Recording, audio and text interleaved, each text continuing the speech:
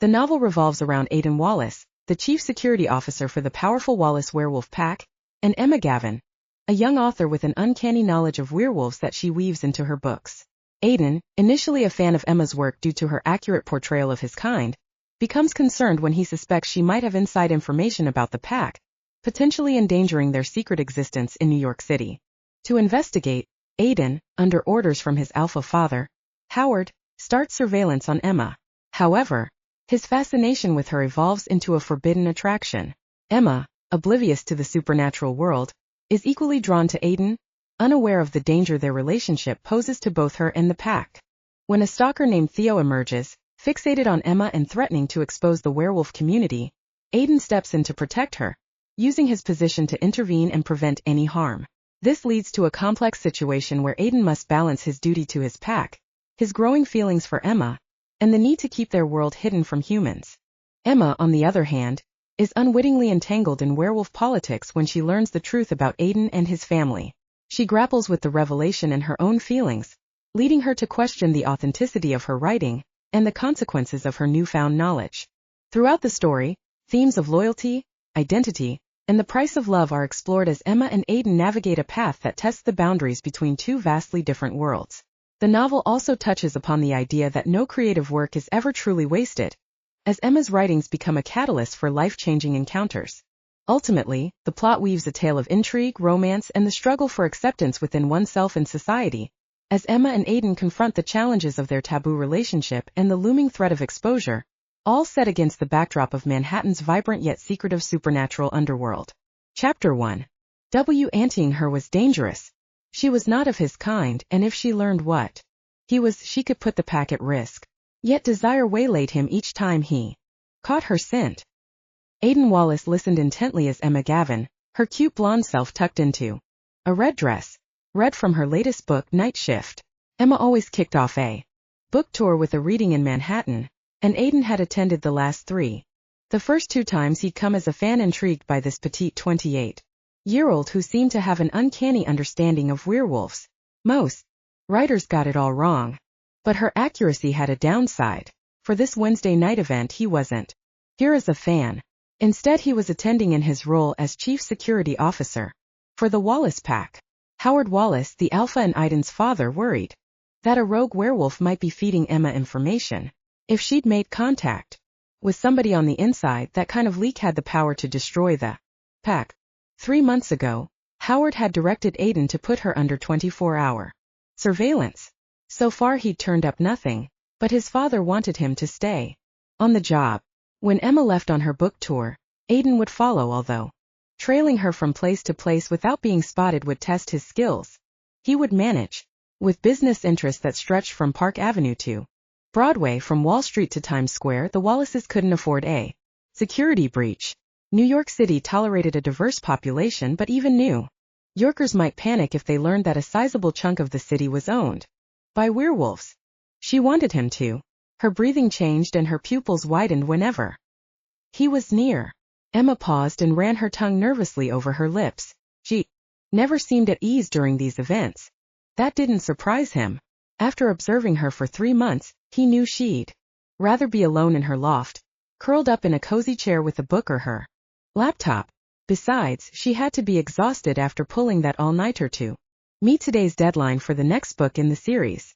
Aiden figured that if she were getting inside info from the werewolf community, she would have contacted her source sometime during the past few days, and most definitely last night when she was pushing toward the finish. She hadn't. So what explained the on-target nature of her stories? Lucky guesses? Aiden had pondered that while reading Night Shift recently. He'd been privy to an advance copy because his father and the publisher were old drinking buddies. No wonder Emma had chosen this passage for tonight's presentation. Captured the basic appeal of the series, a takeoff on Beauty and the Beast that had fans sacrificing grocery money to buy her books in hardcover. The fantasy of a male werewolf mating with a human female was a popular one. Aiden would like to believe he wasn't drawn into it, that he viewed the subject intellectually. That wasn't quite true. But tonight, with Emma standing there in a silk dress that lovingly draped her breasts and hips, he couldn't allow himself to fantasize.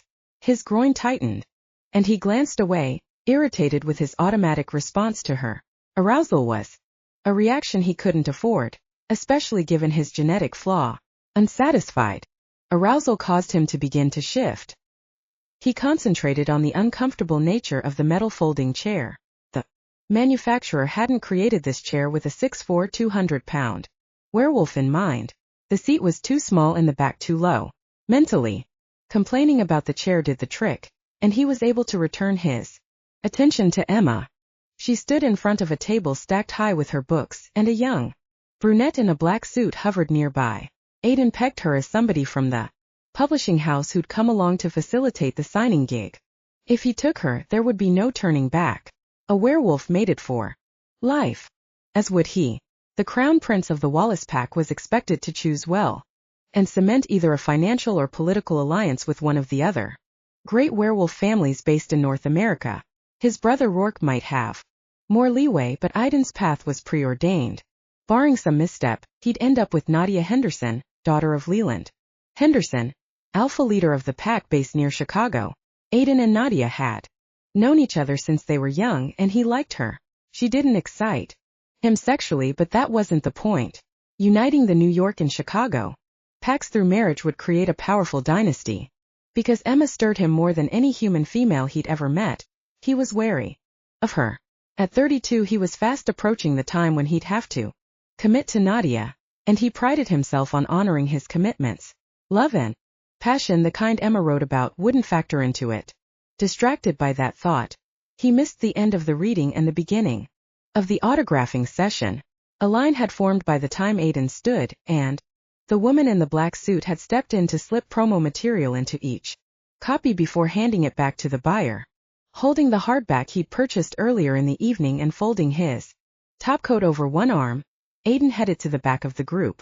He hated lines, but he would stand in this one because it would give him a rare chance to talk with Emma face to face. Maybe he'd learn something important. He hadn't sensed any other werewolves in the crowd, which was a disappointment. He'd thought her informant, if she had one, would want to attend the launch of her book tour. Apparently not. He recognized a few faces from the previous two signings. Her mother was here. Of course, Betty Gavin had taken a chair in front and was near the head of the line. Her blonde hair was mixed with gray, and she carried a few more pounds than her daughter, but the resemblance was striking. She worked as an administrative assistant for a group of lawyers. Aiden had checked her out thoroughly too, and hadn't found anything suspicious. Obviously she thought her daughter hung the moon. Aiden settled in to wait and tried to block out the sensory overload created by a pack of humans. Perfume, aftershave, and deodorant assaulted his nostrils while a cacophony of voices, cell phone chimes, background music, and shuffling feet battered his eardrums. He longed for the stillness of the forest, or the hushed ambience he'd achieved in his Central Park West apartment with triple-paned glass and acres of moss-green carpet. A flat screen in every room ran continuous forest scene footage to give him the illusion of the deep woods even in the heart of the city, and he kept a jungle of plants healthy with the help of a plant sitter. Silence was another thing he appreciated about Emma. She didn't make unnecessary noise except once in a great while when she'd crank up the volume on her iPod speakers and dance around her Greenwich Village loft. She knew some sexy dance moves that he'd be wise to forget about. She didn't wear perfume either, which allowed him to pick up her true scent. Unfortunately, he was drawn to it. He understood the power of pheromones and recognized that he had a significant problem with Emma in that regard. Her beguiling aroma reached out to him, penetrating the maze of competing scents, taunting him from 30 feet away. He'd met her up close only twice before, both times when she'd autographed books at this store. The first time she only smiled and thanked him for coming, but the second time, she'd asked enough questions to find out he was a member of the well-connected Wallace family. She'd seemed a little surprised yet pleased that Aiden read her books. He figured she'd already spotted him tonight. After all, he was one of a handful of men in the audience. He'd bet he was the only one who knew how she took her coffee, no sugar, 2 creams, or what color sheets were on her bed, hunter green. Seeing her tonight was a completely different experience for him now that he knew so much about her. He'd have to be careful to keep all that intimate knowledge under wraps when he spoke to her. For 3 months, he and his staff had monitored her activities through wire taps and hidden cameras in her loft. He'd personally followed her whenever she left her apartment for lunch dates with her mom, her agent, or a girlfriend. Her lifestyle wasn't all that different from many women in their late 20s. She was an environmentalist, which prompted her to take public transportation to save fossil fuels. She drank organic coffee, but she drank too much of it, which had turned her into an insomniac. Or maybe it was all the organic chocolate she ate along with the coffee. More than once he'd cringed as he'd realized her dinner had consisted of those two items. But he understood the food or lack thereof more than he understood her choice of boyfriend. As he moved closer to the signing table and the pull of pheromones grew stronger, his thoughts understandably turned to her sex life, or what passed for her sex life. The way he figured it, a woman who could dance, a woman who could write creative sex scenes that left him hard and aching, would require a dynamite lover. Instead she had Doug, who was also her CPA. Doug might be world-class when it came to preparing her tax returns, but apparently he didn't know jack shit about pleasing her in bed. Doug had spent the night at Emma's loft exactly 4 times in 3 months. Aiden had balked at putting a camera in her bedroom, both to respect her privacy and protect his sanity, but the audio from the living room camera had picked up the sounds of a couple having sex in the bedroom. Sad to say, he hadn't detected much excitement connected to the activity. Doug seemed to have the energy quotient of a stale bagel. Emma deserved somebody more inspired, somebody more ardent. Aiden wondered if she was so busy with her career that she simply lacked the time to search out a better alternative to Doug. Then, too, her taxes were probably complicated, and a good CPA was hard to find. As Aiden contemplated Emma's sorry excuse for a sex life, Betty Gavin walked past him holding her signed book. She paused. "Aren't you Aiden Wallace?" "Guilty as charged." Betty smiled and held out her hand. "I'm Emma's mother. She told me you read her books. I think she's proud of that." Aiden shook her hand and took note that Betty had a firm grip. His contacts had assured him that in the office where she worked, she was a force to be reckoned with. "Your daughter's a gifted writer." It was the right thing to say. Betty beamed as if he'd handed her an Academy Award, and her blue eyes, so like Emma's, glowed with pride. "She's amazing. Don't know where she gets all those ideas." That was the very question that had the Wallace pack so agitated, but he couldn't say that. "I guess she's just creative." "Yes, she certainly is." Betty looked over toward the bookstore entrance. "I was so hoping Doug would surprise her at the last minute and show up." She glanced at Aiden. "That's her boyfriend. But he had a Rotary meeting tonight. You'd think he'd want to be here." "No shit, he should be here." "You would think so, wouldn't you?" "Emma just finished a book early this morning, and she likes to celebrate after turning in a manuscript. I wish I could stay and party with her, but my office called an early meeting, and if I don't head home I'll sleep through it. Maybe her boyfriend will show up." Aiden wondered how tuned in the guy could be if he didn't know about Emma's habit of celebrating when she met a deadline. Maybe he will. "Anyway, I have to go." Betty patted his arm. "It's almost your turn anyway. Thanks for coming to her signings. I know she's thrilled about that." She walked away clutching her book. Aiden figured she'd paid full price for it too because she wanted to support her daughter's career. He admired that kind of loyalty. Just then, the woman in front of him walked away with her signed book, which left him as the only autograph seeker in the vicinity. Emma's scent hit him full force, and he steeled himself against the urge to reach across the table and pull her right out of her chair and into his arms. That the thought crossed his mind was a warning signal. Years of training had subdued his animal instincts, but no amount of training would eliminate them completely. He would be careful. "Aiden Wallace." Emma smiled as she stood and held out her hand. "I saw you in the audience and I was hoping you'd stick around." Aiden put down the book in order to take her hand. "Had to get an autograph before you head off on your tour." Her hand was ice cold and he unconsciously sandwiched it between both of his. "Not good." He released her hand and cleared his throat. "Congratulations on your new book." "Thank you, Aiden." Her blue eyes sparkled in welcome, but her makeup couldn't disguise purple smudges underneath those incredible eyes. She needed a vacation, not a book tour. He thought of his ancestral home near Sitka, Alaska. The remote lodge surrounded by cozy log cabins was his favorite retreat in the world, and he had the insane urge to take her there so she could rest. But they would do more than rest. and there was the rub. So instead he made pleasant conversation. I hear you're headed off to Chicago. In a few days. Right.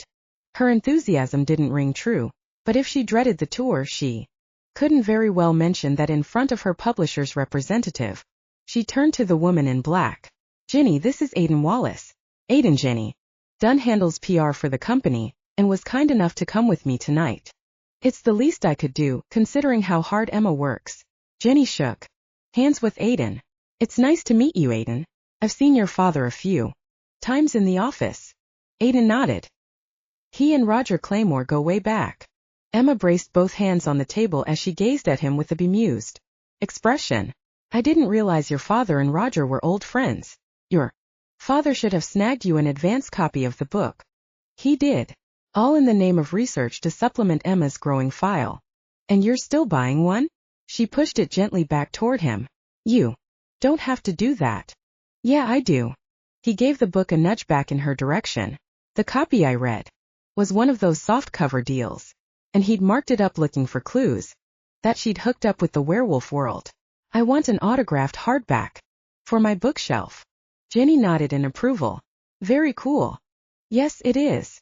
A soft light came into Emma's eyes as she looked at him. Then she sat down and picked up her pen. I'm honored to have a place on your bookshelf. Aiden felt a stab of guilt and quickly reminded himself that he'd been a fan before he'd started spying on her. He really did want an autographed copy for the section of his bookshelf devoted to her, but coming to the reading tonight had been primarily to see if any werewolves showed up. Ginny began gathering bookmarks and flyers from the table. I hope you two won't think I'm rude, but my daughter has a cold and my husband's home with her. If you're okay with it, Emma, I'd like to get back and check on them. Emma glanced up, her pen still poised over Aiden's open book. Of course. Go. And thanks so much for being here. That email I got late this afternoon freaked me out a little, but I'm fine now. Aha. Aiden was proud of his casual response considering the alarm bells clanging in his head. His crew had been monitoring her emails several times a day, but since nothing interesting had popped up, he told them to cut back to once in the morning. Crazy fan. I guess so. Some guy claims he's a werewolf. Wants to show me what a real werewolf is like. Holy shit. Aiden did his best to stay calm. Sounds like a nut. Or some lonely soul trying to get a date. She smiled at him. I guess he imagines I actually believe in werewolves. That was news he could use. I take it you don't? She went back to autographing his book. The day I start believing in the fantasy I created is the day they'll have to chase after me with a butterfly net. Aiden mentally sighed in relief. He was good at reading people, and Emma seemed perfectly sincere. She couldn't very well have a mole inside the werewolf community if she didn't believe in werewolves. His job was over except for one thing: she might have attracted the attention of a rogue after all. That email was sort of creepy though. Jenny tucked all the publicity materials into a satchel and hooked the straps over her shoulder. We can still send somebody with you on tour. It's not too late, and Roger's completely okay with that. Send me. Aiden saw a golden opportunity and vowed to take advantage of it. Emma shook her head.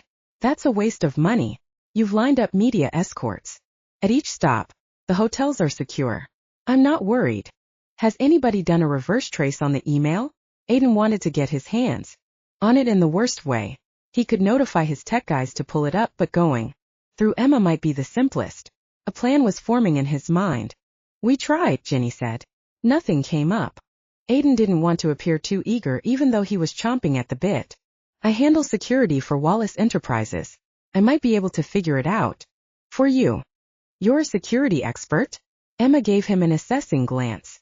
Somehow I thought you were on Wall Street. I have a cousin who is, but I went a different route.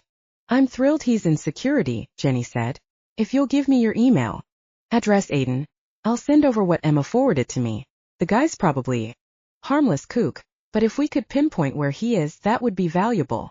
Aiden pulled out a business card from an inside pocket of his suit jacket and handed it to Jenny. Considering my dad's history with Roger Claymore, the service will be gratis. He'd play this as if he needed Jenny's cooperation to get that email. You should charge your regular fee.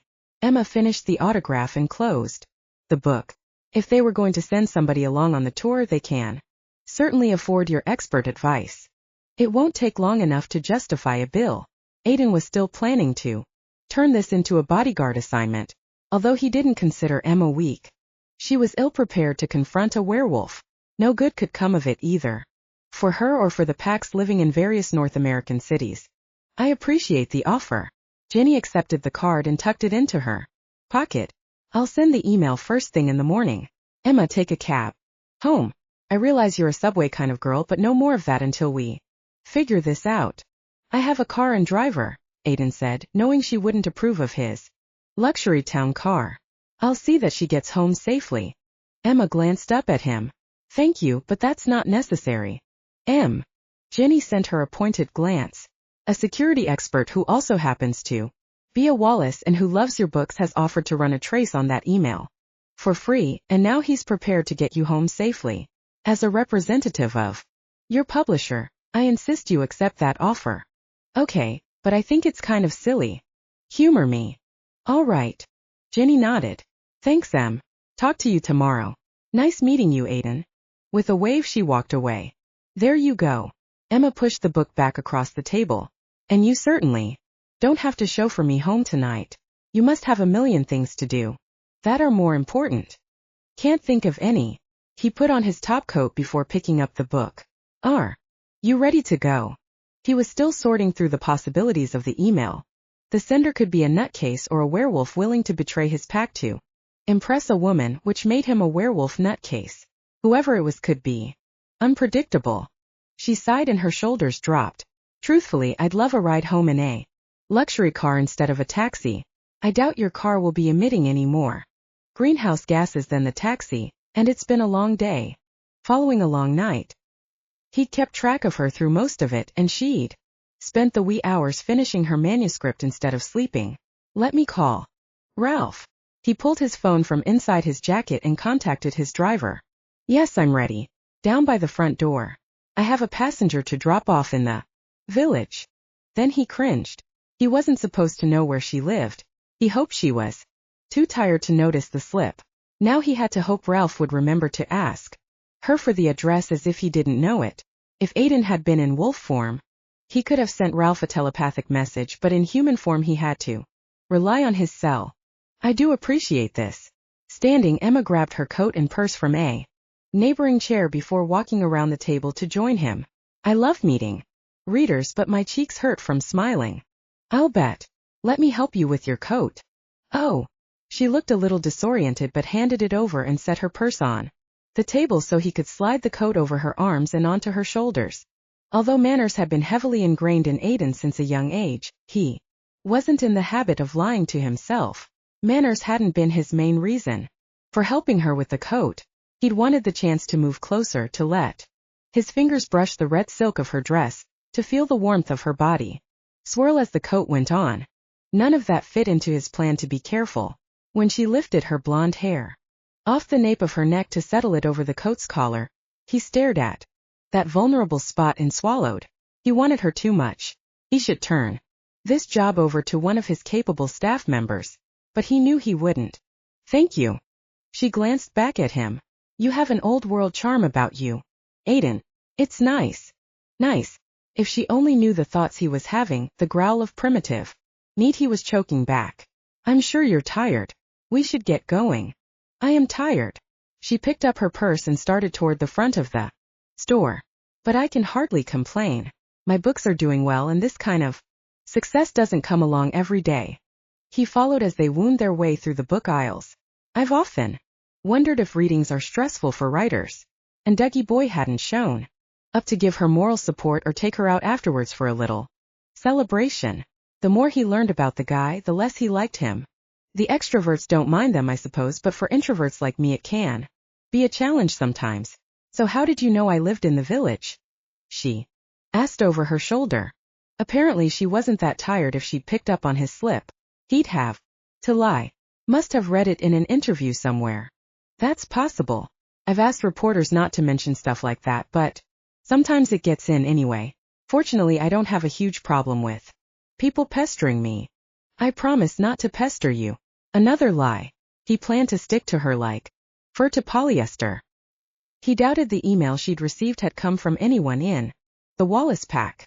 The Wallaces had some interesting family dynamics and not everyone got along, but nobody would take the chance of sabotaging the whole operation. He suspected the rogue, if that's who had sent the email, belonged to another pack, and if so, Aiden planned to get himself assigned as Emma's bodyguard for the entire book tour. His father could talk Roger Claymore into it by giving the publisher a smoking rate for Aiden's services. There was a good chance that when Emma left for Chicago, Aiden would be on the plane with her, unless someone in the family figured out that he craved this woman. Then he'd have to take himself off the case. He rebelled at that idea even as he acknowledged the wisdom of it. He didn't trust the job to anyone else, and he was determined to protect Emma from any potential threat. Chapter 2. Somewhere between leaving the autograph table and stepping into the frigid cold of a New York February night, Emma must have clicked over from tired to overtired because she was suddenly wide awake. Or maybe it was the extremely masculine presence beside her that had recharged her batteries. She'd always realized Aiden was hot. No woman could help noticing those shoulders, which filled out his custom-made suit without benefit of padding. Because she'd only seen him in a suit, she had to guess whether he had a nice but she'd be willing to bet he did. He had the kind of jaw that usually showed up in shaving commercials, a strong nose and a high forehead. She suspected he was easily as intelligent as he looked. Thick hair the color of chocolate and eyes the shade of warm caramel. Added up to one yummy guy. But he'd given no indication he was interested in her personally. She was probably the only one who'd been affected by their brief contact when he'd helped her on with her coat. She doubted he found anything cozy and intimate about sharing the back seat of his town car with her either. She'd expected him to wear some pricey cologne, but it must be subtle because she didn't recognize any particular brand. Instead, he just smelled clean, and she had the inappropriate urge to bury her nose in the side of his neck. She wouldn't, of course, because she was with Doug, even though he was currently on her shit list. Surely he could have chucked his Rotary Club meeting so he could be here tonight. It was her first signing since they'd moved their relationship from professional to personal, and his excuse that he already had an autograph book didn't sit well with her. He could have bought one for his mother.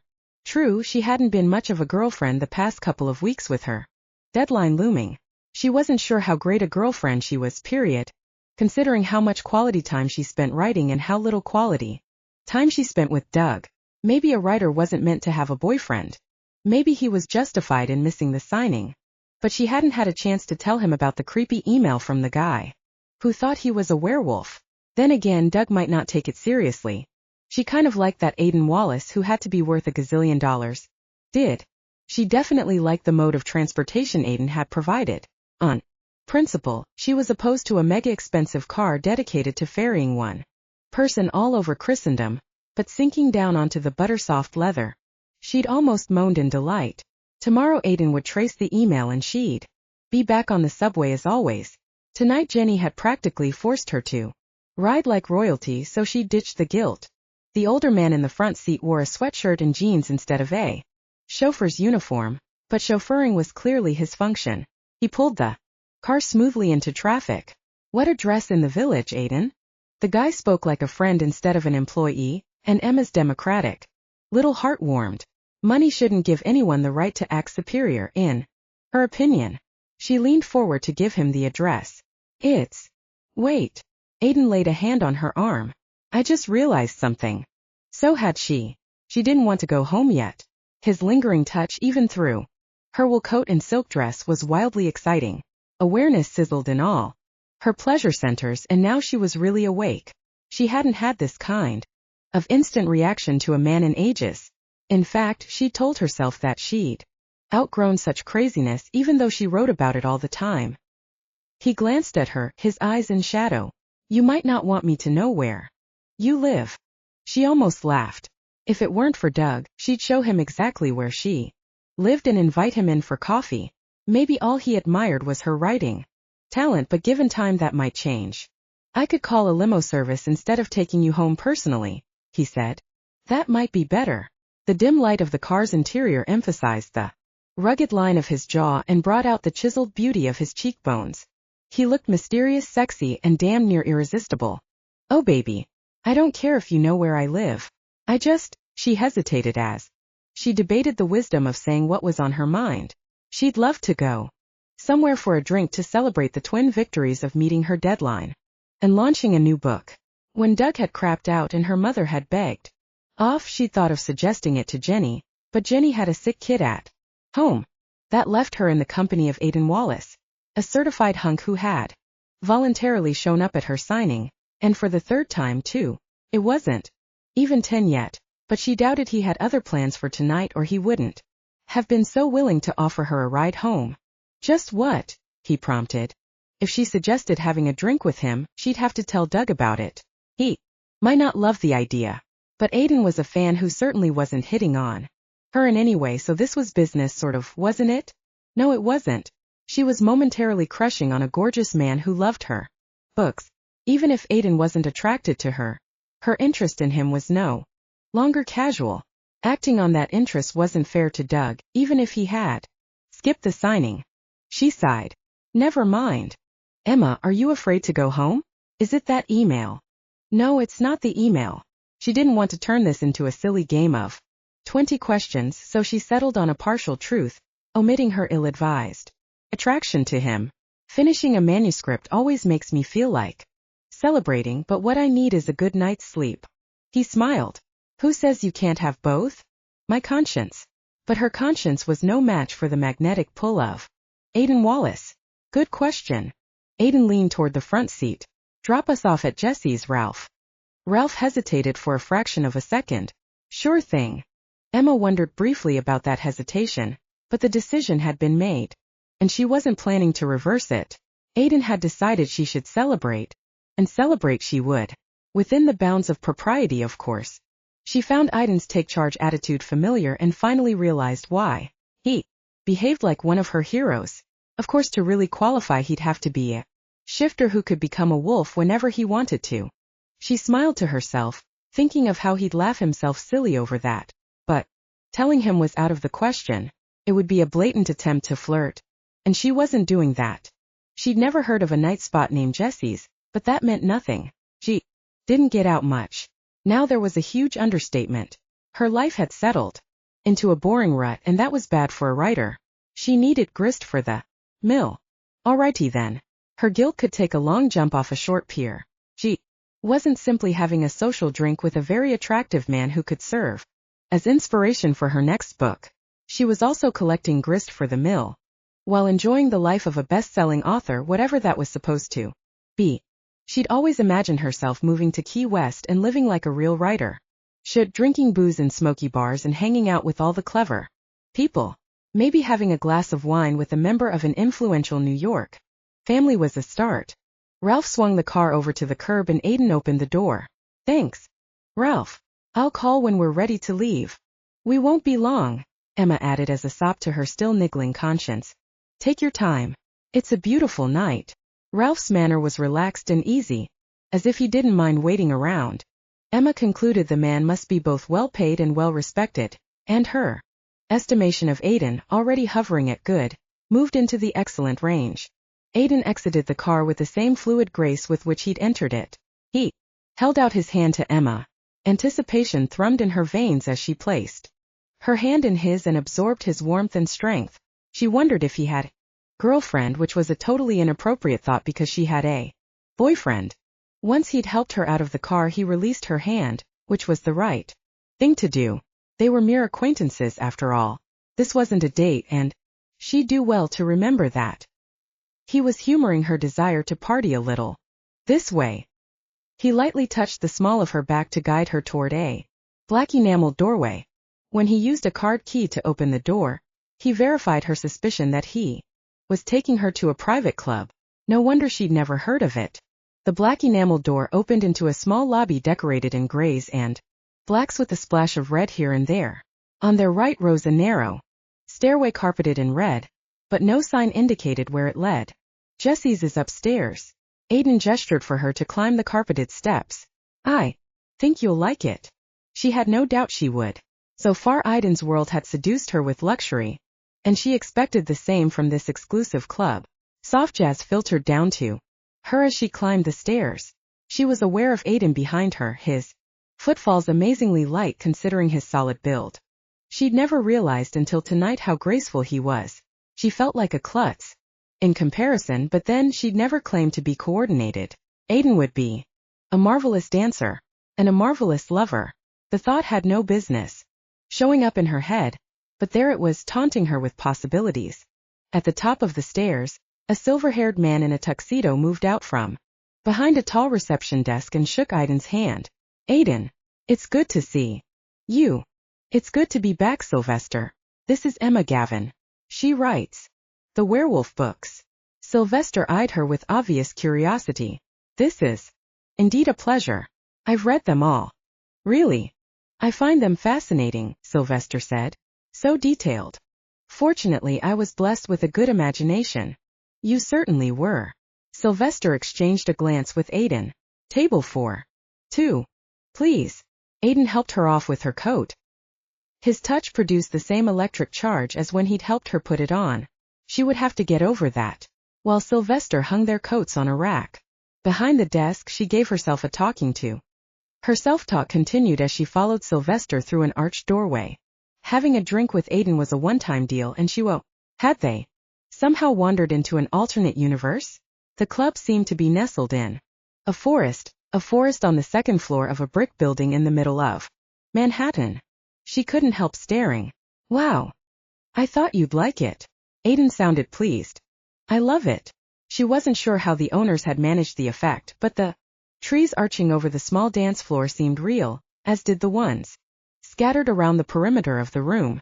Tiny white lights winked like fireflies in branches that curved to create intimate bowers for each rough-hewn table. To her right, a live jazz trio played on a moss-covered knoll. Sylvester led them to a table near the back of the room and held Emma's chair. Thank you, Sylvester. She glanced back at him. This is quite a place. He smiled at her. A waiter will be over soon to take your order. Enjoy. He laid an affectionate hand on Aiden's shoulder before leaving them. Emma didn't need more reasons to admire Aiden, but she was getting them anyway. He obviously inspired friendship and respect among his associates. Thank you for sharing this place with me, she said. I thought we'd just find a little tavern somewhere, but this is breathtakingly beautiful. There's more. Look up.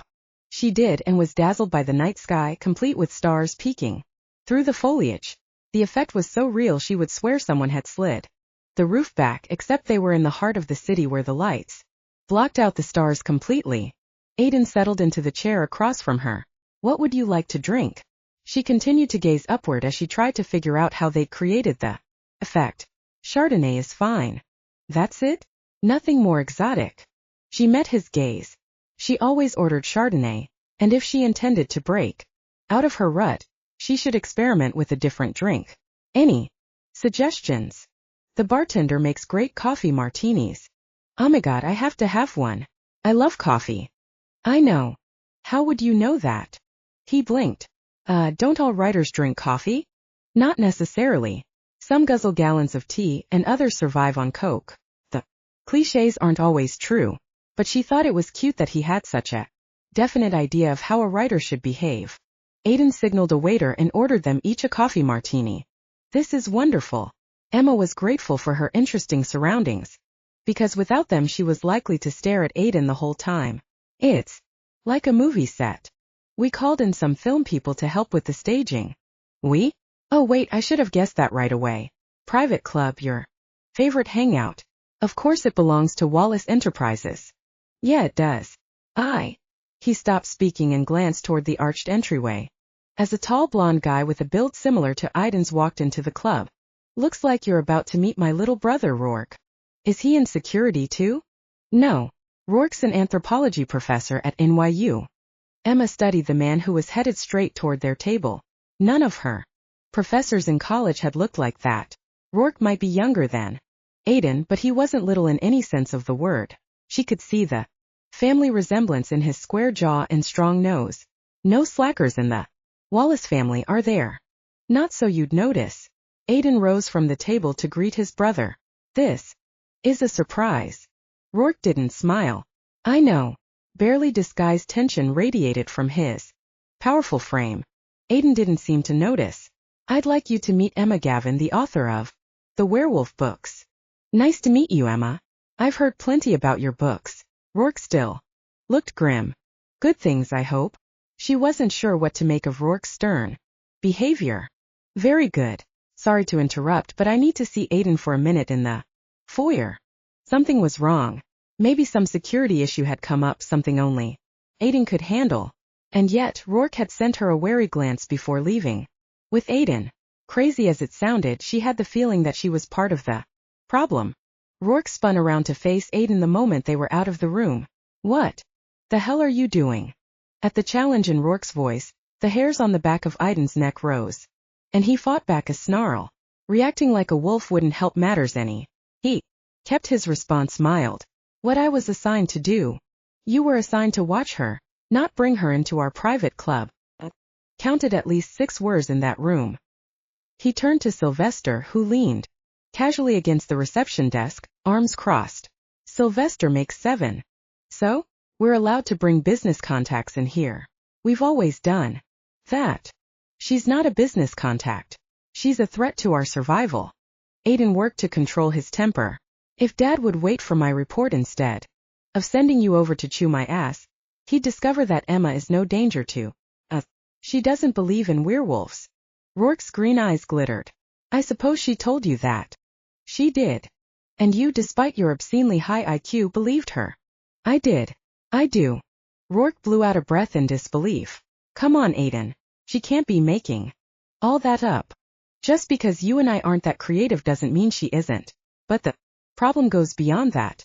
It's possible a rogue has contacted her by email and plans to confront her in person.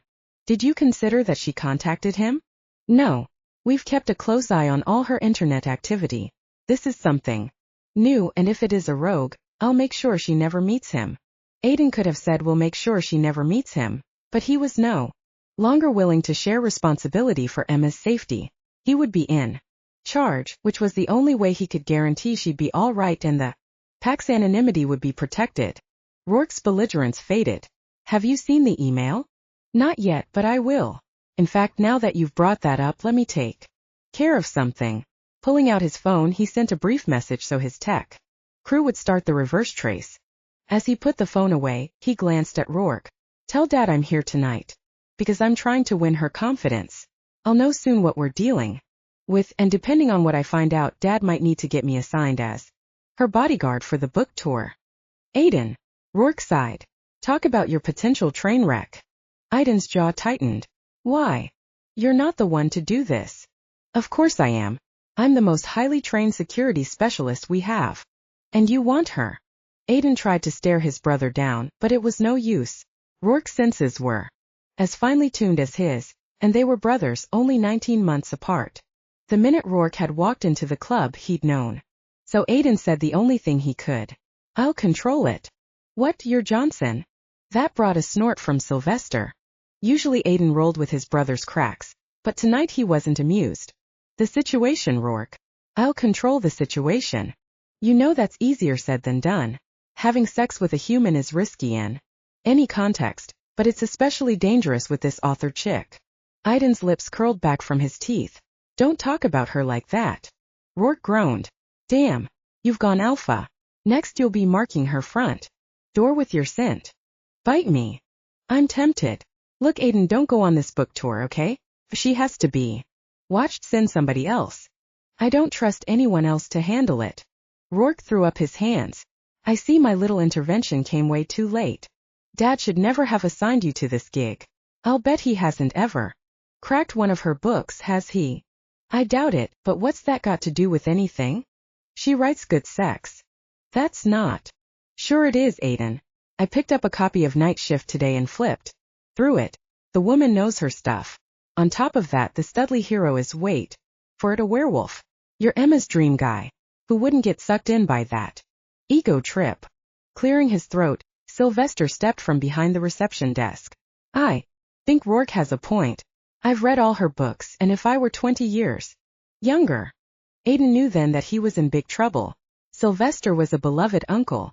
Yet, Aiden had the urge to go for his throat simply because the older man had indicated a sexual appreciation of Emma's work. He raked a hand through his hair. You're both right. I need to take myself off this assignment, and I will after we trace the email. Maybe it's just a kook. Any of the guys can handle a garden variety kook. Then my work here is done. Clapping Aiden on the shoulder, Rourke headed for the stairs. I knew you'd come to your senses, bro, he said over his shoulder. You're too smart to let a woman screw up everything. Aiden wasn't so sure about that. His genius IQ made him very good at his job, but it didn't seem to be helping him overcome his gut reaction to Emma, and because he couldn't seem to overcome it, he'd have to assign someone else to guard her. He wondered if he'd be able to. Chapter 3.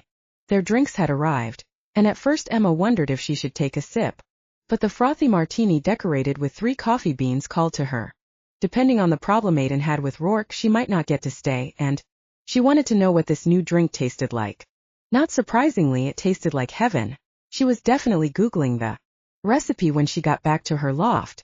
Or maybe Aiden, who owned the joint, could get her the exact recipe because she didn't want a variation of a coffee martini. She wanted this one. She took a longer sip. Chances were slim she'd get to come here again. She told Doug about it, and she would tell Doug she vowed for about the 3rd time she could predict the result, because he was a man with manly instincts. Although they were sometimes obscured by a preoccupation with the tax code, Doug would show up at her next signing so he could meet Aiden Wallace. That could be interesting. The 2 men were about the same height, but that's where the resemblance ended. Aiden had the body of a star quarterback. Doug had the body of a star bridge player. She admired Doug for his mind, which was a perfect left brain complement to her overly active right brain. But she'd never kidded herself that his body was a wonder to behold. It was okay, not fat or skinny, just sort of there. Functional. Until tonight, she'd considered herself more evolved these days because she no longer required sculpted muscles in order to date a man. She took another sip of her drink as Aiden walked back toward their table. Apparently she was regressing to her teen years because watching Aiden move gave her goosebumps. Sorry about that. Aiden returned to his seat. Family stuff. He seemed quiet. Do we need to leave? I mean, if there's something you should take care of, I certainly understand. No. Rourke just had some things to tell me. Yet he definitely seemed subdued by the conversation. She was curious, but she couldn't start quizzing him. She didn't know him well and didn't know his family at all. I'm afraid I started without you. The coffee martini's great. His smile returned.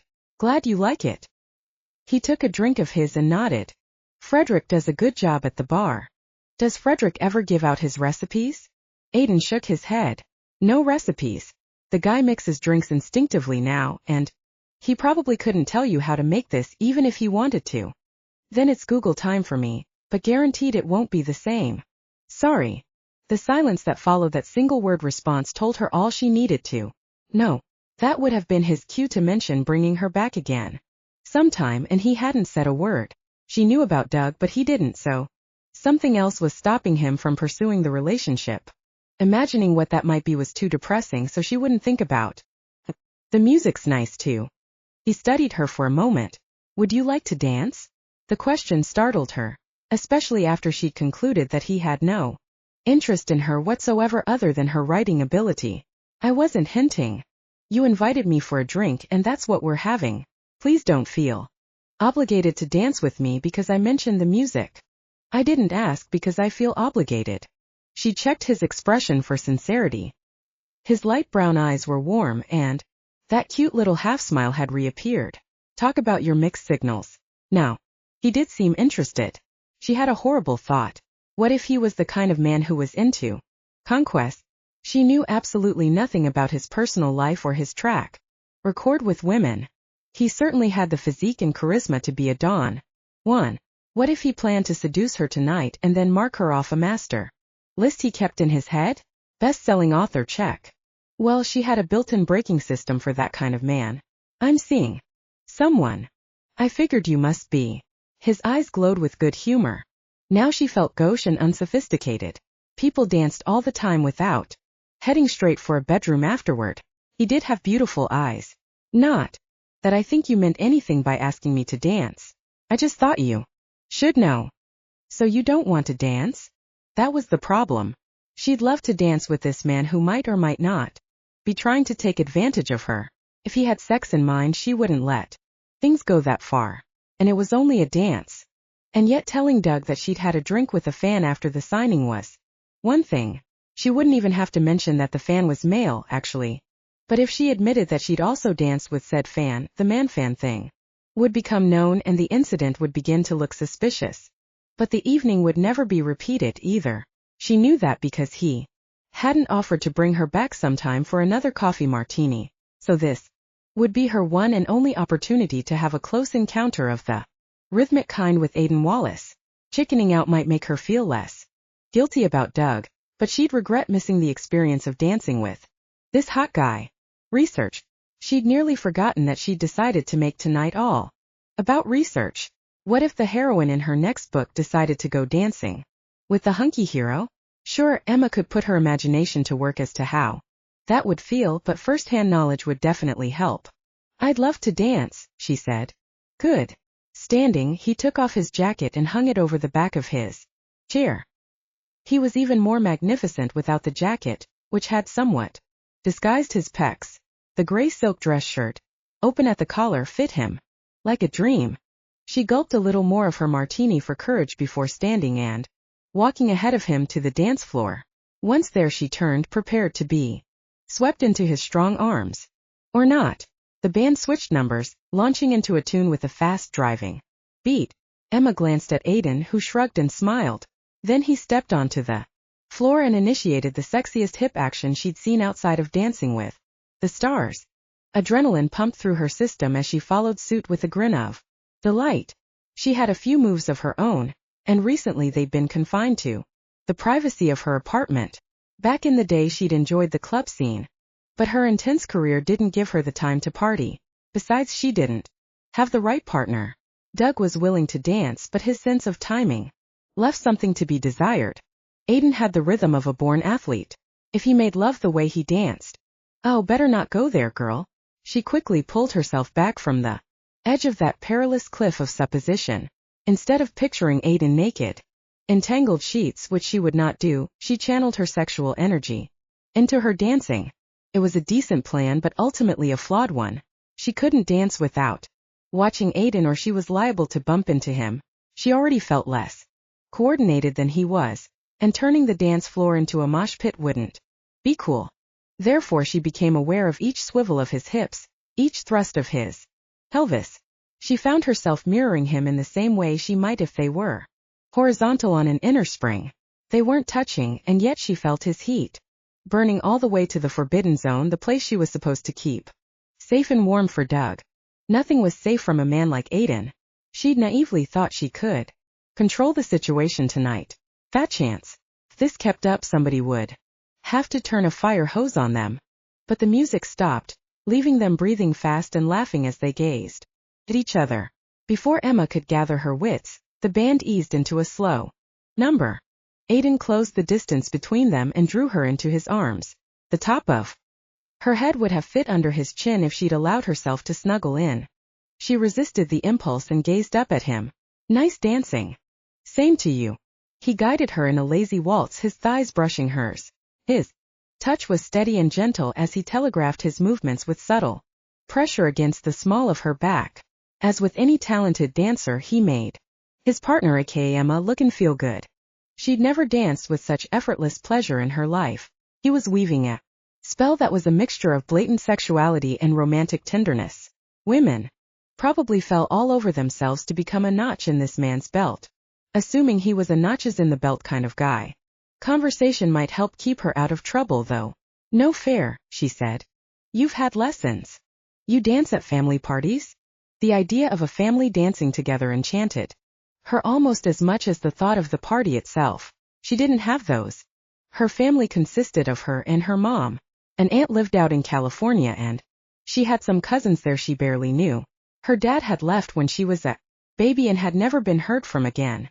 It's a family tradition to have music at our events, so of course everybody is expected to learn to dance. That's nice. The closer he held her, the less she felt inclined to make conversation. He felt so damn good. Worse yet, he smelled good too. She still Couldn't identify his brand of cologne, but she desperately wanted to nestle her cheek against his chest and breathe in that heady male fragrance. She longed to be seduced, but she'd hate herself in the morning, so she resisted the snuggle urge. The alternative wasn't much better. She was left looking up into his caramel-colored eyes like a lovesick teenager, which was pretty much how she felt. Aiden was rich, handsome, and a terrific dancer. What woman wouldn't want all that in her bed? Do you have a girlfriend? The second the words were out, she wanted them back. No doubt her face was turning red. Lovely. Cancel that. Forget I asked. It's none of my business. No, I don't have a girlfriend. By now they were plastered together from chest to groin. She could feel the steady thump of his heart, and yes, his obvious arousal. Easing away from him would be the smart way to handle this. She'd always been a smart girl, but she'd never come up against, literally, the likes of Aiden Wallace. Now that she was in his arms, she never wanted to leave. When the music ended, he studied her without loosening his hold. I suppose you should be getting home. Wanna come with me? I suppose. Something flickered in his eyes, as if he were wrestling with a problem. Then the sparkle disappeared and his grip loosened. I should probably be getting home too. I'll call Ralph. So that was that. When he released her, the cool air of reason caressed her heated skin. Whether he was a playboy or not, he'd obviously decided against playing with her. Time to end this encounter, whatever it was. Time for Cinderella to climb into her pumpkin coach and leave the ball. Dancing with her had been a bad idea, but Aiden had figured he was about to be pulled off the case and he'd wanted to see her dance in person just once. Fortunately, she'd missed seeing him signal the band to play a fast number. She probably thought that was an accident. No, he'd engineered the whole sequence, and now he had only himself to blame for his present sexual frustration, which could lead to some embarrassing and potentially dangerous consequences. As he rode back to her apartment with her in the cozy rear seat of the town car, the backs of his hands prickled and his tailbone itched. He'd inherited a rare genetic condition that only showed up every second or third generation. If he happened to be in human form when he was aroused with no prospect of satisfaction, his body strained to shift instead as a kind of compensation. An orgasm could calm him immediately and stop the process, but that wouldn't be happening anytime soon. He should have sent Emma home in the town car by herself. He could have called Rourke to come and get him. Then again, maybe not. If Rourke had been driving his Ferrari and using the fuzzbuster, he'd probably made it back to the family estate and was enjoying a recreational run through the woods by now. Okay, so Rourke might not have been available, but there had been other options for him, like commercial limos. Still, he'd felt the need to see Emma safely home to her apartment. Once they were closed inside the back seat together, though, and his teeth ached with the need to sharpen and grow, he realized he was screwed, and not in a good way. Worse yet, his chauffeur Ralph must have sensed that the air was thick with unmet sexual needs. Any werewolf would be able to pick up on that. That explained why Ralph kept his attention on the road ahead and hadn't attempted conversation. He might think coupling was about to happen in the back of the town car. Aiden needed a distraction, and he needed it now. He glanced at Emma. Do you have your phone with you? My phone? She seemed startled. Yes, I do, but I turned it off before the signing and never turned it back on. Why? Can you access your email on it? He knew damned well she could, but he wasn't supposed to know, so he had to play the game and ask. Yes, but, oh, I get it. She unzipped her purse and pulled out her phone. You want to see the email from the creepy guy? Just to get an idea of how hard it'll be to trace, and to keep me from grabbing you and kissing you until you let me do whatever I want right here in the back seat of the town car. That was the other part of the equation. Judging from the way she danced with him, the slightest bit of effort on his part would make her forget all about Dougie Boy. Knowing she wanted him while he could do nothing about that made the pressure to shift even worse. The beginnings of a pelt rubbed against his silk shirt. Sure. Just a sec. She turned on the phone and waited for an internet connection. Seconds later, she handed him the phone. Here it is. He gazed at the small screen and forced himself to concentrate on the words there instead of allowing her scent to pull him into a sensual whirlpool from which there would be no escape. Once they started down that road, they wouldn't stop until they'd wrung each other out. The dancing had told him that, if he'd wanted her a little less, he might chance making love to her tonight. That had been his criteria from his first sexual encounter at the age of 16. He'd only indulge if he knew they could both walk away at the end of the affair. With his were lovers, he'd been able to tell them he would have to make a political match someday and therefore couldn't get serious. They had always understood that. For his human lovers, and he'd had a few, he'd chosen women who were too focused on their careers to think about settling down with one guy. They'd been attractive and sexy, but not a single one had affected him the way Emma did. And he hadn't even taken her to bed yet. Yet, the word flashed like a neon sign in his brain. Had he actually thought such a ridiculous thing? The word yet implied that he saw taking her to bed as inevitable. He didn't. Damn it, he didn't. Can you see it okay? She asked. I can make the text bigger if you need me to. Thanks, but I can see it just fine. I'm thinking. His eyesight was far better than she would ever know. And he hadn't lied. He had been thinking. Just not about the email in front of him. As a result, his pelt had grown even thicker. When he transformed, his fur was deep brown tipped with silver, and he was afraid that some silver fur might be sticking out of the open neck of his dress shirt already. Once again he focused on the email, and this time he was able to actually read the damn thing. Hey babe, I can tell from the way you write about werewolves that you dig them. Girl, you need to get it on with a real werewolf, and I'm the one to show you the ropes. Right back, and I'll meet you whenever and wherever you say. Until then, think of me as always ready for you. Aiden growled. Aiden? Are you okay? Shit. He'd growled and she'd heard him. He made a big production of clearing his throat before he turned to answer her. I felt like I had something stuck in my throat. It's gone now. She laughed. You clearing your throat sounds a lot like a Doberman guarding the front door. She couldn't know how close she'd come to describing exactly how he felt. Some asshole was trying to make contact with her for the purpose of sex. Aiden no longer cared if the guy was a werewolf or only pretending to be so he could meet her. Aiden would track him to his lair, wherever that might be, and put him out of commission. Emma's laughter faded. You're looking really fierce right now. In fact, you're scaring me a little. Immediately he offered her his most winning smile and hoped to hell his canines didn't look too frightening yet. Sorry, it's just that I hate guys who use the internet to harass women. Do you think you can find out where he is? Absolutely. And I don't want to wait until tomorrow to start the process. Ralph pulled up in front of her building. Aiden reached inside his suit jacket and took out another card. If you'll send the email to that address, I'll get on it tonight. Unwittingly, he'd created a great cover for the fact that his guys were already working on the trace. Now that we're at my place, why not come up to my loft and use my computer? I'll make coffee. God, did she have any idea what she was saying? He thought maybe she did. Lust shone in her blue eyes. She knew exactly what she was saying, and Doug had mentally been kicked to the curb. He clenched his back teeth together to keep himself from saying yes to the invitation, yes to the coffee, and yes to the sex that definitely would take place if he stepped foot inside her apartment. He might be able to accomplish the deed without her noticing that he'd become unusually hairy. But he wouldn't do it. Rourke was going to be so proud of him. Thanks, but you need sleep and I can work better on my own equipment. Saying that nearly killed him, but he felt noble as hell. But seriously, it's important to accomplish this, and it'll all go faster at my place, which would be his office instead of his apartment, but she didn't have to know that.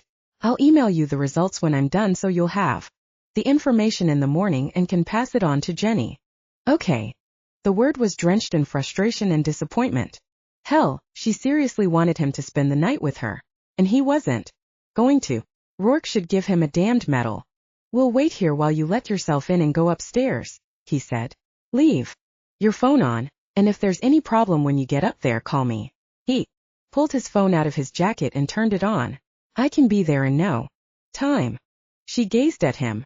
Sure you won't come up? His tail was growing and beginning to bush out. I'm sure. Then I probably won't see you again until the next book comes out. Guess not. He doubted he'd be at her next signing. He could get a book autographed through Roger Claymore. That would be a safer option. Thanks for a terrific evening. Before he could stop her, she leaned forward. and kissed him full on the mouth. Then she scrambled quickly out of the car, out of his reach, and closed the door. His mouth felt branded by hers, and he wanted more, much more. Ralph chuckled. Guess you have something stuck in your throat again. Listen, Ralph, old buddy, you'd growl too if you... Yeah, I know, Aiden. You get major points for not going up there. Aiden kept his eye on her window until he saw the light go on. Then his phone rang and he immediately answered. What? Just wanted you to know that everything's fine. Good night, Aiden. Good night, Emma. He disconnected the phone and closed his eyes. Drop me off in the park, Ralph, and step on it. Ralph quickly navigated into traffic. The park's risky. Let me take you north. To the estate. No. Can't afford the time. Aiden gritted his teeth and fought the shift that was coming whether he wanted it to or not. I want to make sure the guys are working on that email trace. You're the boss. Ralph wove in and out of traffic. As they neared the park, Aiden began pulling off his clothes. If I run for a while, I should be able to shift back in an hour or so. Wait for me. Will do.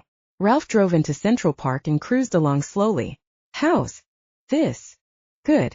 Not much light. Give me 3 minutes to finish shifting and then come around and open the door for me. All right. Ralph didn't sound happy about it, but he would do what Aiden asked. In exactly 3 minutes, the back door of the town car opened. Aiden leaped out and began to run, his paws scattering the remnants of snow left on the ground. He would run until he was exhausted. Maybe then he wouldn't want Emma, with the fierceness only an alpha male could feel toward a woman who'd awakened his instinct to... Chapter 4. Doug called at 8, waking Emma from a hot dream that involved Aiden and a grassy knoll. He was licking up drops of the coffee martini he'd poured all over her naked body, and she was delirious. She would have loved to find out what happened after that, and now she'd never know. She must have sounded as annoyed as she felt, because Doug immediately became contrite. Bad turnout last night, huh? No. Why would you think that? His tone changed. Because you're in a crappy mood. You woke me up, Doug. I haven't had coffee yet. Woke you up? It's past 8. Barely. Emma rolled her eyes. Doug kept regular hours and had never quite adjusted to the fact she didn't. I slept in. Did you and your mom stay out late last night then? No, Mom had to leave right after the signing, so I went for a drink with one of my fans. There, she'd said it. She hadn't exactly told the truth, the whole truth and nothing but the truth, but she'd thrown out a piece of information that was correct as far as it went. I'll bet you made her evening too. See, if I'd gone you wouldn't have felt free to do that, and I'm sure you girls had a great time sipping umbrella drinks and talking about sexy werewolves.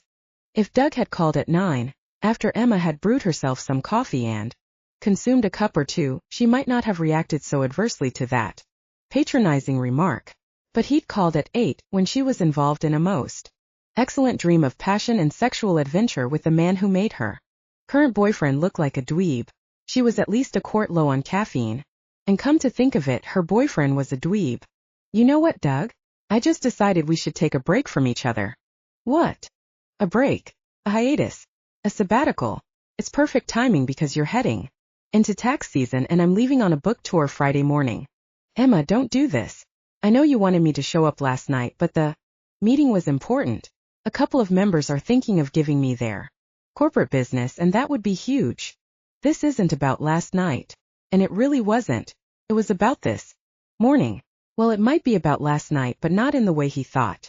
She might not be able to have Aiden Wallace, but she could start looking around for someone who was more exciting than Doug.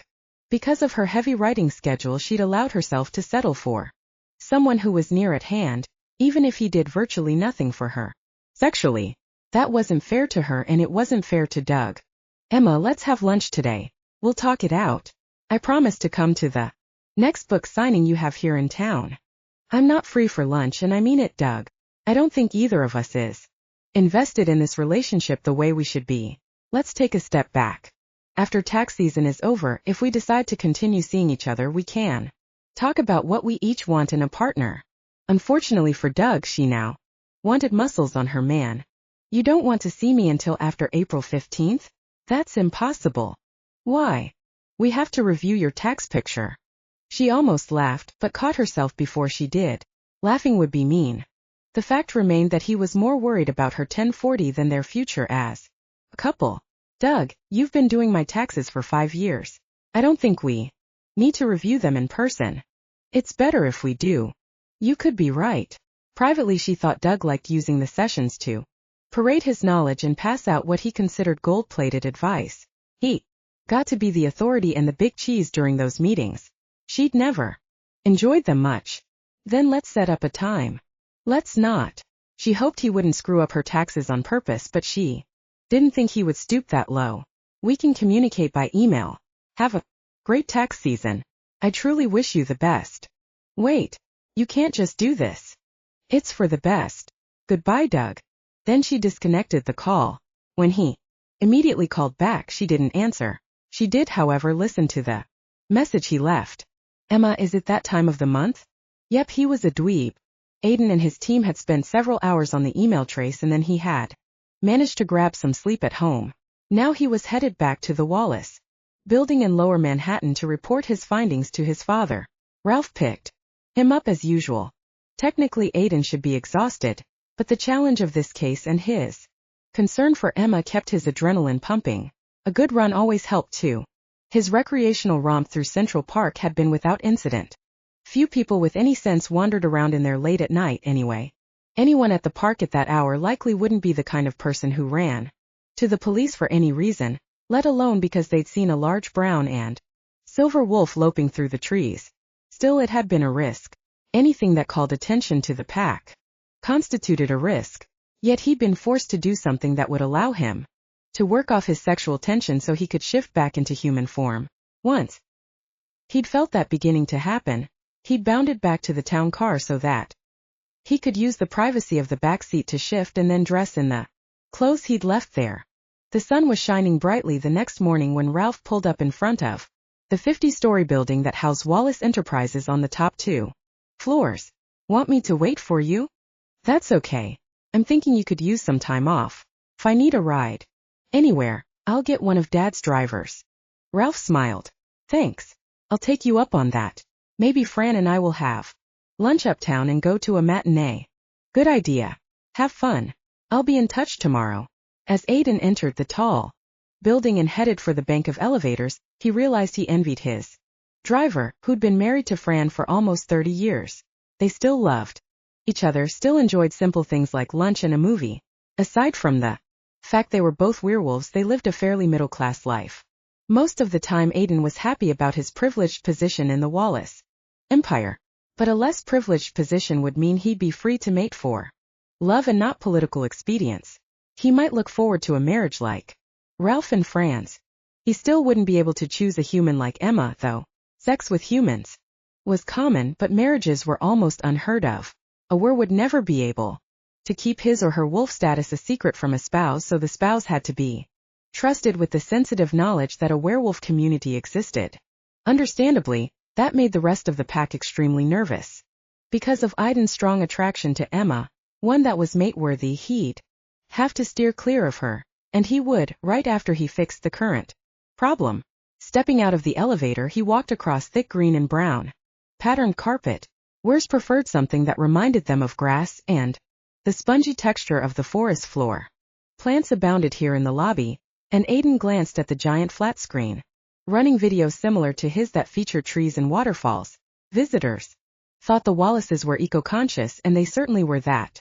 But the decor was a matter of personal sanity more than a statement about conservation. Being surrounded by images of nature soothed his father and any other members of the pack who felt overwhelmed by the noise and odors of the city. From the lobby, Aiden moved through the open double doors leading to the receptionist's office. Gabrielle, a 35-year-old who'd moved to New York from the San Francisco pack, looked up from her computer as he arrived. A redhead in human form, she transformed into a russet she-wolf. She was stunning either way and had caught the eye of several members of the Wallace pack. But she'd recently ended a relationship in San Francisco and wasn't interested. He's expecting you, Aiden. Go on in. Thanks.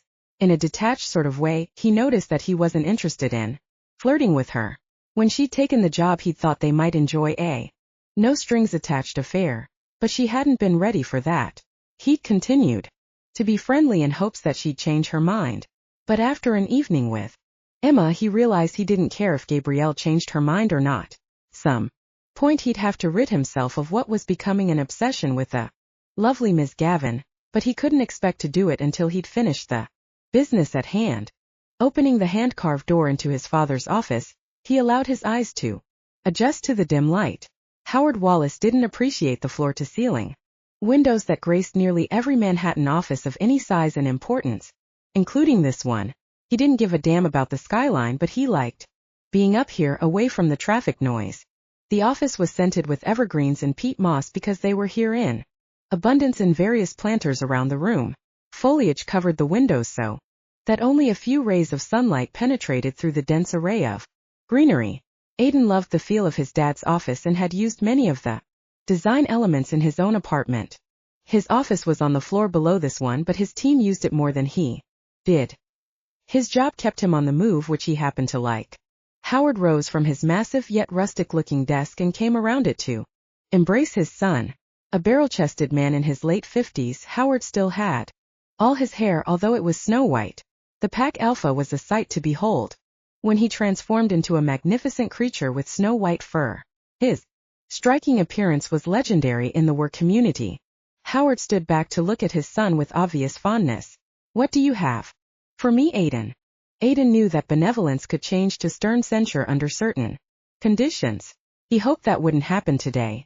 "A delicate situation, I'm afraid." "Let's sit." Howard gestured toward a group of black leather chairs circling a low table in the corner of his office. "Do you want something to drink? Anything to eat?" Aiden tried to remember when he'd done either. The few sips of a coffee martini might be the extent of it since an early dinner the night before. But he knew that his father's two-floor suite of offices included a kitchen and a world-class chef. And at the mention of food, Aiden discovered he was starving. A roast beef sandwich would hit the spot. Say no more. Howard crossed to his desk and picked up the phone. Moments later, he returned to the circle of chairs and took a seat next to Aiden. "Gabrielle will see to it." "Thanks, Dad." Now that Aiden had admitted to his hunger, he felt the contractions of his very empty stomach. Howard shook his head. "I notice you're still in the habit of working straight through without eating. I admire the single-mindedness, but it's not good for your health. Your mother would raise a bigger ruckus than I'm doing, so be glad it's me who's telling you this. I'll try to do better." "Good. If you pass out in the middle of an assignment, you won't be doing anyone any favors." Howard settled back in his chair. "Now tell me about Emma Gavin." For one unsettling moment, Aiden thought his father had guessed Aiden's secret yearning for the talented Miss Gavin. He took a deep breath and told himself, that was crazy. Rourke wouldn't have said anything, and nobody else knew. Besides Sylvester. Sylvester wasn't a snitch either. "Our initial suspicions were wrong," Aiden said. "She not only has no inside source, she doesn't believe that werewolves exist." Howard's gray eyes narrowed. "Are you absolutely sure of this?" "Yes." He thought about it some more, and if Emma had any idea that werewolves were real, she would have sensed the changes happening to him last night in the back seat of the town car. When a human believed that werewolves were a reality, it was as if they'd broken a secret code. If she'd known that code, she could have identified him easily. "So we don't have a problem after all." "Not quite true." Someone knocked on the office door and Howard invited them in. Gabrielle brought a tray containing a fragrant sandwich and a bottle of his favorite mineral water. He was touched that she'd noticed such a small thing. As she set the tray on the circular coffee table, she leaned down far enough to provide a glimpse of cleavage while glancing at Aiden from under her lashes. Damn, now she was ready to flirt with him when his hormonal urges were all focused on a certain author of werewolf fiction. "Thanks so much, Gabrielle." He smiled at her. "Anytime." Her voice held that low, throaty quality that telegraphed sexual interest. "Anything else, Mr. Wallace?" Howard looked at Aiden. "Anything missing, son?" "Nope." Aiden unfolded the cloth napkin and laid it over his lap. "This is great." "Then I guess we're good, Gabrielle. Hold my calls until Aiden leaves, okay?" "Of course." With one last sultry glance in Aiden's direction, she left the office. Howard blew out a breath. "I think she's coming out of hibernation. Just for The record, I don't care what happens between you two so long as it doesn't disrupt her work. And it goes without saying that she's not an acceptable mate for you, so it would have to be a temporary thing. I know that. Still, I can't expect you to be celibate, for God's sake, so go ahead, but don't mess up my office routine, please. Gabrielle's been reliable so far and I'd hate for that to change. Dad, I'm not interested in Gabrielle. Aiden picked up half of the sandwich. Right now I have work to do. My team pulled an all-nighter and we found out a lot. Someone from the Chicago pack has contacted Emma and wants to show her what a real werewolf is like. Howard nearly came out of his chair. The hell you say? Leland's bunch? I'll call him right now. I wouldn't do that, Dad. It's Leland's son, Theo. Oh dear God. Howard scrubbed a hand over his face. That changes everything. I figured it would. Theo Henderson has delivered trouble to Leland's doorstep for all of his 19 years. Everyone sees it but Leland. He insists Theo's high-strung and he'll grow out of it. Leland never did believe that Theo was the one who broke into the zoo, drugged a couple of wolves and dressed them in Armani. I didn't hear about that. Aiden put down his sandwich, no longer hungry. Once every 100 years or so a were came along who chafed against the rule of concealment. These militant wers advocated full disclosure followed by complete domination of all humans. Do you think Theo has visions of a werewolf revolution of some kind? I hope for all our sakes he's just a mixed-up kid. How Leland could have raised two such different wers is beyond me. Nadia's a credit to the community, but Theo seems determined to make problems. Has he done anything else I should know about? At Halloween he always insisted on dressing as a werewolf, and he's mouthed off a few times about how he resents not being able to shift whenever he feels like it. He's risked getting caught more than once. Aiden couldn't fault Theo on that score after his inappropriate shift last night. But if Theo was doing it intentionally, that put him in a different category. This isn't sounding good. No, but Leland wouldn't believe Theo's headed down revolutionary road, and I don't want to be the one to suggest it to him, considering that I have high hopes that Nadia will become your mate someday. You'd make a stunning pair. Aiden ignored the weight of responsibility that settled over him with that statement. He recognized that Nadia was attractive. In her human form she was tall with long dark hair that reached halfway down her back. In wolf form she was glossy black with gray eyes. At the moment the only eyes he cared to gaze into were blue. So I'm hoping you have some ideas for dealing with this Henderson pup, Howard said. Ideas that don't involve confronting Leland. I see that as a last resort. Aiden took a deep breath. All right. I need you to contact Roger Claymore and have me assigned to travel with Emma as far as Chicago. I'll do that. Good plan. If you give the okay, I'll let her publisher know that the possible stalker is from there. I'll monitor the Chicago gig and intercept Theo if he should show up. I'll gently remind him that he's putting the entire werewolf community at risk and send him back home. I think I'll be very convincing. Howard nodded. I'm sure you will be. He stood. Let me call Roger right now. When does Emma leave on tour? Friday morning. She'll spend Friday night, all day Saturday and Saturday night in Chicago. When she leaves there, I'll have neutralized the threat. I'll come home, and she can continue on to Denver for the rest of her tour. Excellent. I know you'll keep this on the down low, as they say these days. It goes without saying that the less Emma knows about the Henderson-Wallace connection, the better. Right. I feel good knowing you'll be handling this, son. Aiden squashed any feelings of uneasiness. He was the logical person for the assignment because as the firstborn of the Alpha, he carried the authority of the entire Wallace pack. He would be the most effective in shutting down Theo Henderson. Rourke might not approve of this trip, but Aiden could control himself. It was only 2 days and 2 nights.